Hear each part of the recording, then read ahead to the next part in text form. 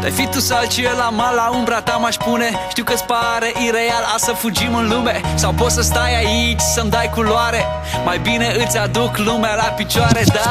Vreau să ies pe stradă și să urlu tare tot ce simt. Lumea să ne vadă, să ne vadă strălucind.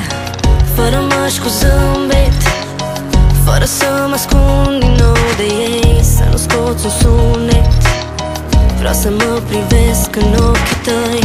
Poate nu mă crezi când spun că s-ar putea să nu-mi ajungă miliarde nopți să te ador. Și încă o dată noi gândim la fel, simțim la fel, iubim la fel.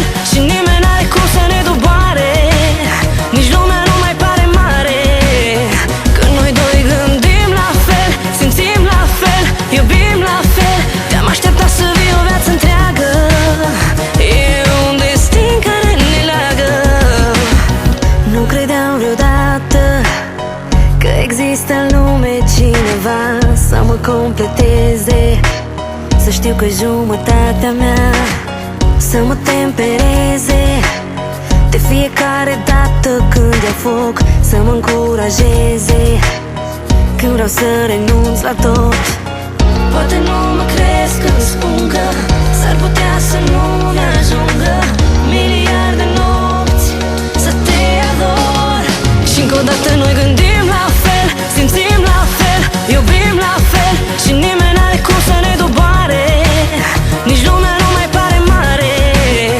Când noi doi gândim la fel, simțim la fel, iubim la fel. Te-am așteptat să vii o viață întreagă, e un destin care ne leagă. Da. Știi că atunci când sunt cu tine pierde orice teamă. Clipă de clipă lângă mine știi ce mult înseamnă. Și nu mă satur vreodată să te privesc, când tot ce îmi doresc ești tu, ai înțeles, da. Pentru noi nu contează ce spun unii, unul pentru altul împotriva lumii. Prințul din poveste, prințesa din castel, nimic nu ne separă, noi visăm la fel, da.